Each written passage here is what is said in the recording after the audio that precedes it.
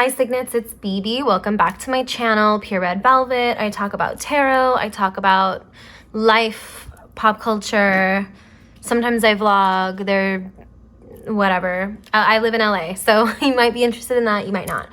I am doing a VR today to Fairlight Tarot, and this one has really kind of blown up in the community.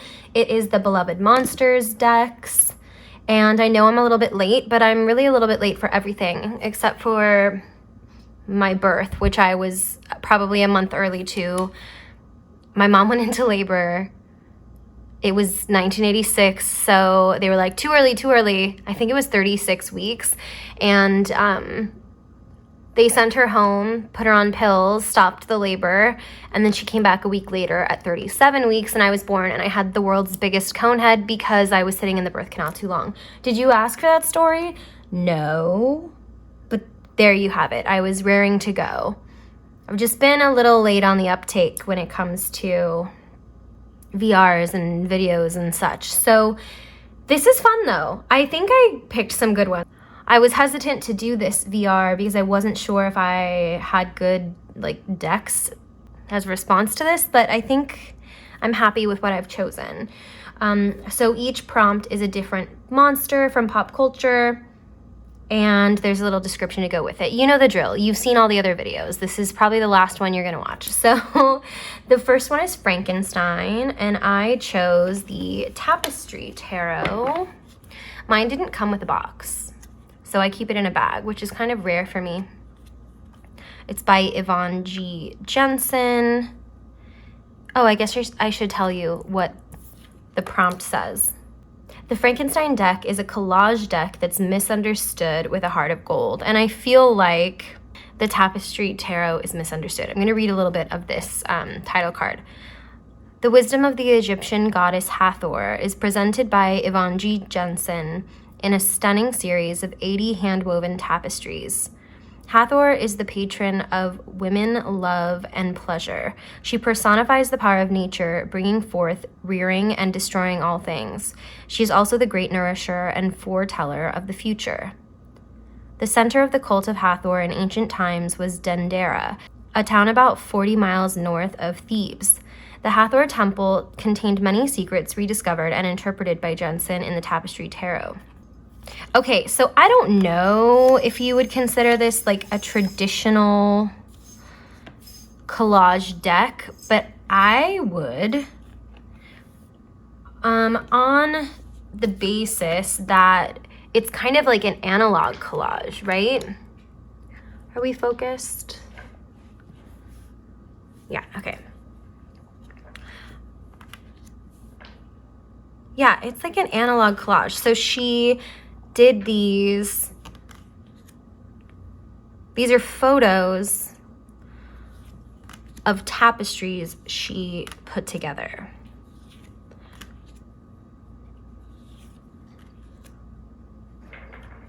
This might be cheating. There are a couple where I might be cheating, but it has like the soul of a collage deck. And the reason that I think that this is misunderstood is because it's a little off-putting. It's a little bit creepy, like Frankenstein, right? It's a little bit like uncanny and weird and not quite human. And I think that really relates to Frankenstein itself. There's something really fascinating about this deck, though. It really does kind of freak me out just as much as it interests me, though, which it probably would be the same for Frankenstein's monster. I love that it I love the borders. I love that it doesn't even have like rounded edges, like corners, you know?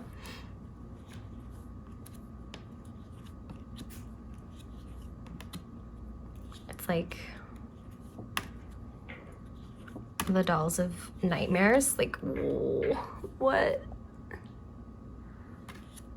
But I first saw this on Danny Mystic's channel, I believe, and I felt like I just had to have it.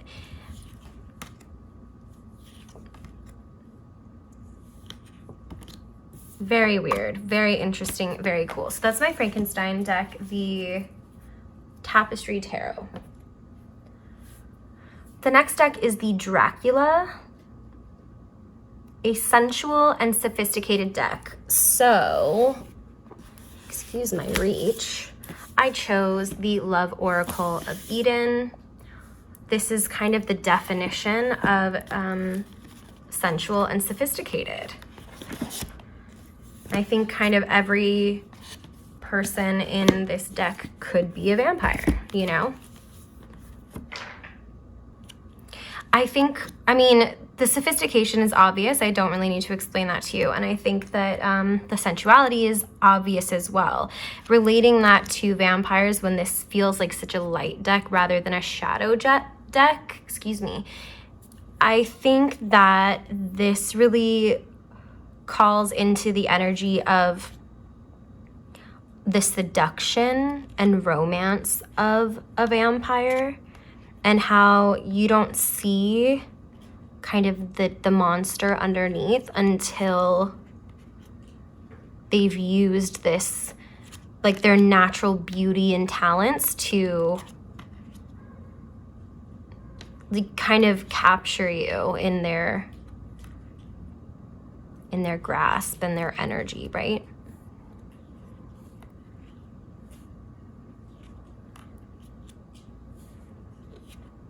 And I don't think that any of these cards have like a true darkness to them, and I don't think that they're deceiving, but I do feel like this is for the purposes of the prompt, you know, like this one isn't so literal, but it definitely is vampire-esque in the fact that it's sensuous, it's luxurious, it's very sophisticated, and very beautiful. I know that was like a short walkthrough compared to the other one, but this one I'm gonna do a walkthrough of this very soon. It's been sitting on my shelf to do a walkthrough, but that's my Dracula deck. I mean, just look at the edges too and the backs, like, yes, very luxurious. This is the Love Oracle of Eden. The next one is the Werewolf, a deck that is best used under a full moon. And the one that I chose was the Black Lily Tarot deck. It says Major Arcana, but it's more than just the Major Arcana. My box is falling apart. I chose this because the energy of the full moon is really an energy to release. And so I was thinking of decks that kind of go there and have this kind of shadowy feeling, like this embrace of the shadow. Are we a little bit too far? Is that better? Okay. So I thought this was a great one. I can see myself sitting with it. It's like rough around the edges, like a werewolf. I love the colors and like the depth.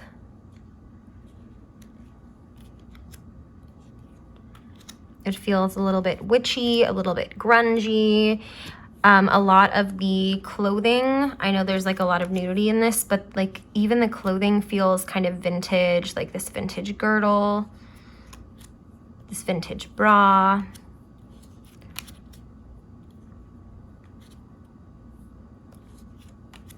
As I was saying, okay, that the full moon is to release, right? And to rest. And I feel like this is definitely something that you can take advantage of, the energy to like go into the depths, right? Sorry about enemies. As opposed to like a new moon where you have manifestation, where you have intention, where you have like, you want your light.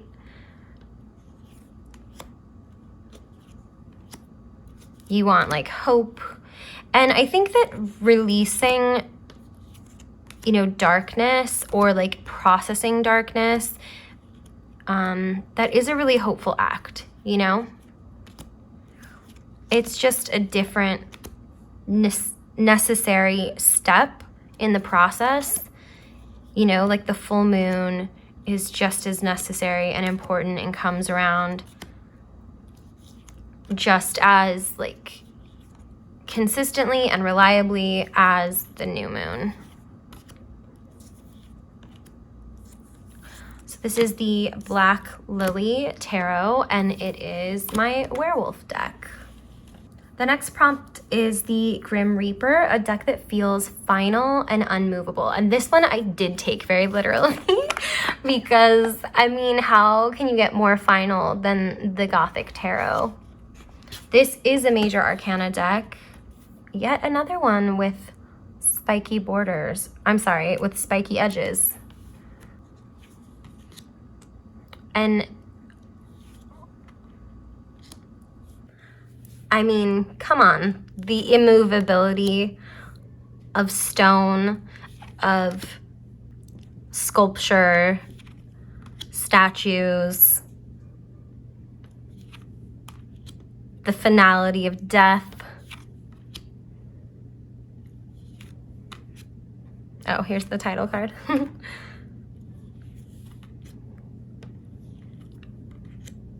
Like, it feels like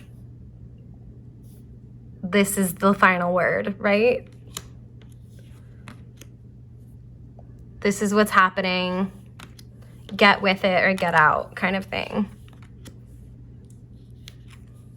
But does so in like a very graceful and, you know, beautiful way. Okay, so that's my Grim Reaper. Very obvious. The Gothic Tarot. Next is the creature from the Black Lagoon. It loves water and it's not afraid to get dirty. I think there were one or two other choices that I could have made, but I had seen them in other people's videos, so I wanted to do something different. If this isn't someone else's video, it does not surprise me. It's just not a video that I saw, okay? I chose the Sea Witch Tarot. Obviously, this deck is going to love water. I love these sides of the box with these like anemones and urchins and things like that. This is a deck that I don't feel is afraid to get dirty. I'm gonna keep it in order because I think I'm gonna do a flip through of it. And I guess what I mean by dirty is it's like not afraid to, yeah, get into like the shadow or darkness of a situation. Like this is a Justice card, and justice is usually seen as like a positive thing. And this is a pretty, you know, passive looking image, but the whole feel of it is very moody and dark. And sometimes justice is painful or sad, or, you know, like you're not always like on the side of kind of delivering justice. Sometimes justice is delivered to you, you know? So this isn't one of those decks that's just happy-go-lucky. I wouldn't consider this like a hug deck, you know? It's got some occulty imagery here.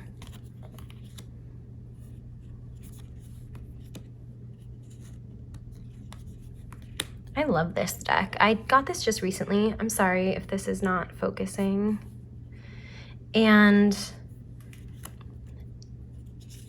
it's like half pip, half not. Like 2 of the suits are pips and 2 of them aren't, which is really weird. I think that's how it's like organized. Like I said, I'll do a walkthrough. But I mean, this is not a new deck to YouTube either. But it really is kind of on the nose, but still, duh, that's why it's so fitting, you know? It literally has like creatures of the ocean on the back and on the fronts.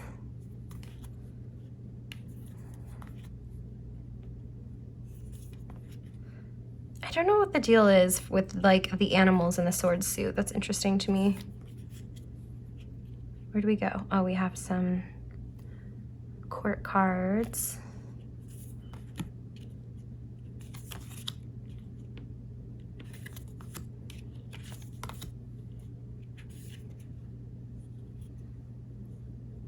Really beautiful.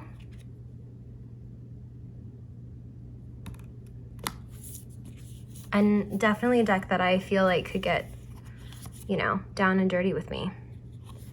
I don't know what's going on with my camera, but I really apologize if it's not focusing. Okay, so that is my creature from the Black Lagoon, the Sea Witch Tarot. The next monster is Freddy Krueger, a scruffy deck with a terrifying humor. And I chose the Ask Us Anything. I think this was the name of a podcast by Octus Bauman. Oh yeah, it says podcast. Elvine, I believe, is the name of a store, and it was a collab that Octus Bauman did with a store. And it's this little oracle.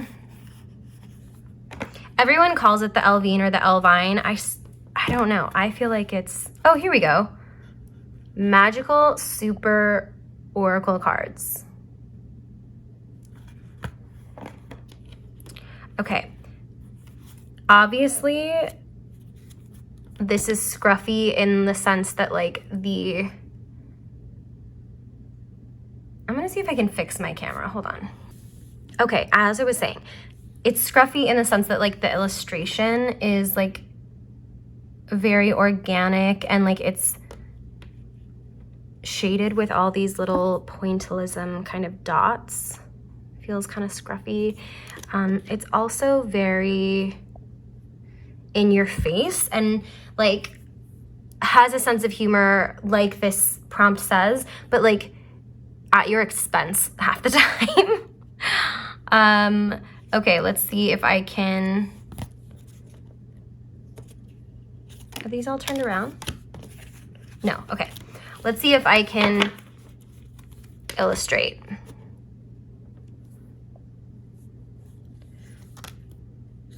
Destiny is for losers.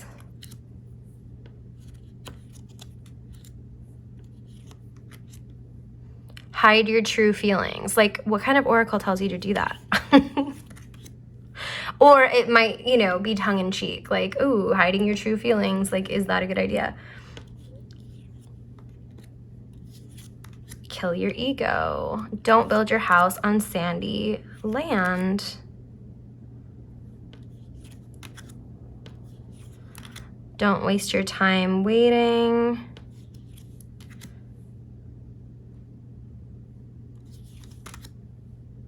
There's one that's just straight up like, it's never gonna happen. And that's the one that kills me every time.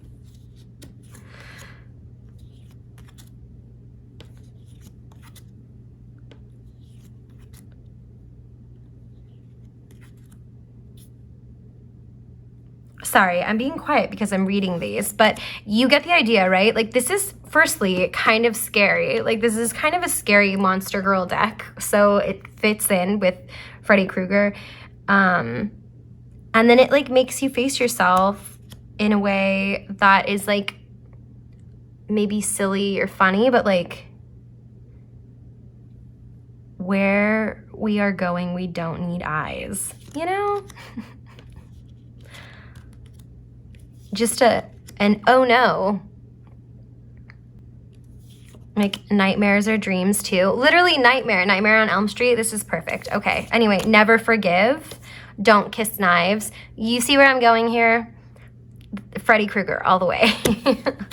So this is the Magical Super Oracle cards by Octus Bauman for Elvine. My Freddy Krueger. Okay, so the next is Chucky, a doll-like deck that will stab you in the back. And I only have one deck that I feel like so far I've noticed it could definitely stab me in the back. And that is the Gentle Thrills Tarot. I love this deck, like, aesthetically, and I also love it in readings, but it really is, like, mean. It's pretty mean to me. And the people in it do kind of look like dolls. Maybe it's kind of the cheek, like, eyelash situation. It also has a lot of florals in it. But yeah, okay, so the readings are really accurate, really mean, cut like a knife, and it just looks so cute and like definitely is reminiscent of childhood and the colors of like toys and dolls, and just like so appealing in that way, and that's how it gets you.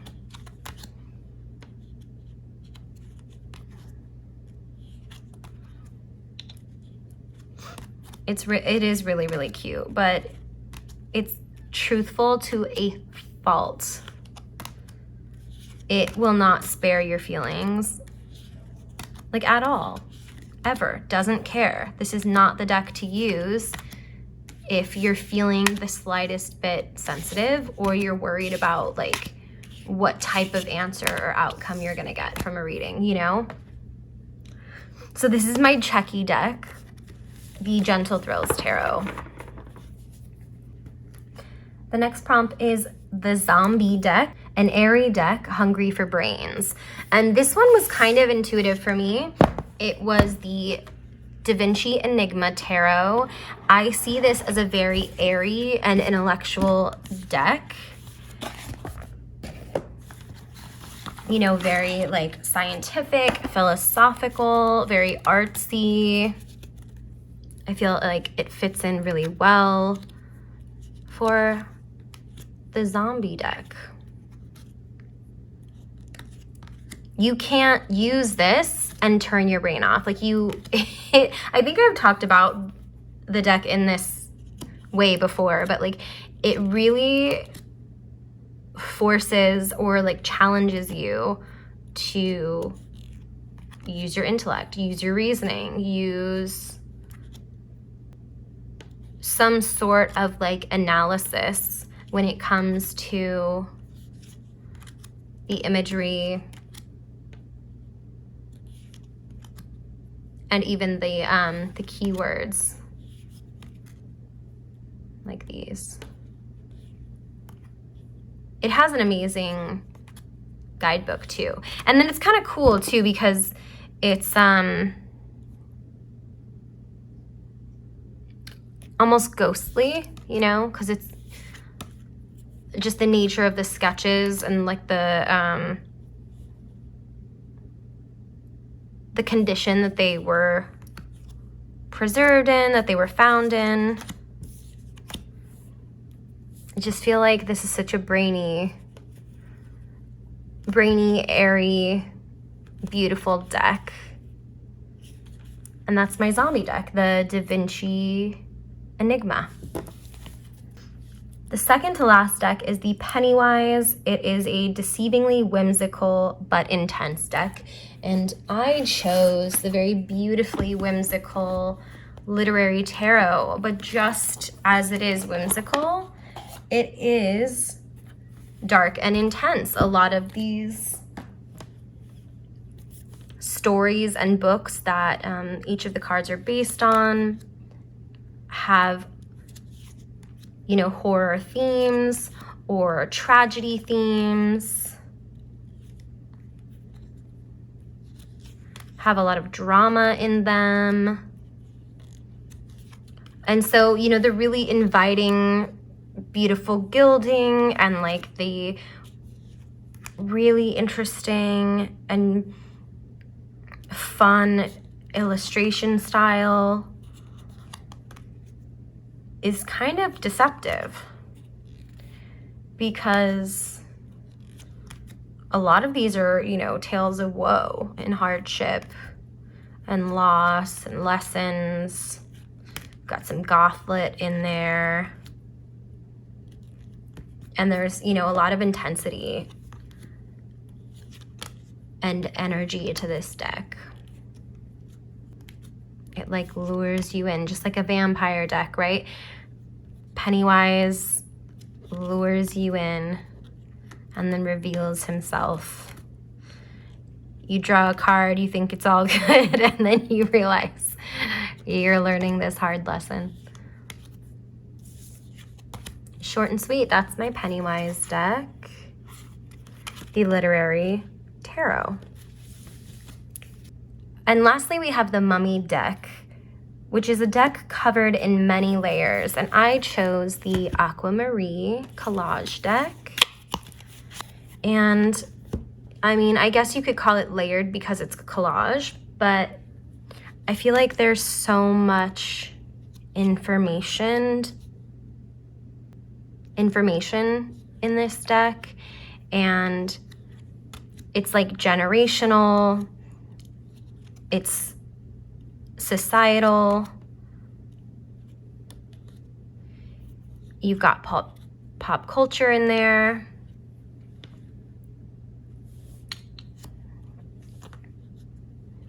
There's just a lot of layered meaning, and it's visual, but it's also energetic, right?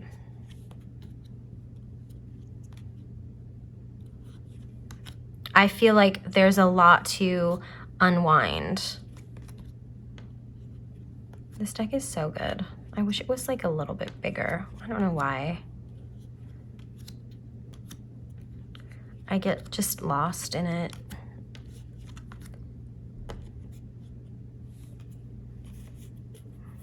And a mummy is like a time capsule of sorts too, right? Because it's preserving this thing from the past, and it can tell us so much information itself. And that's really what this feels like. It feels like it just captured this time frame that feels so relatable to me. I've talked a lot about this deck in the past. I mean, I haven't pulled it out recently, but I don't know. I feel like it's so meaningful. It's so nostalgic and recognizable, like in my soul. And that makes it my last choice, the Mummy deck. I want to thank Fairlight Tarot for making this video. It was really fun to do a VR too, and to watch everybody else's. Let me know what you think of my choices. And if you enjoyed my explanations,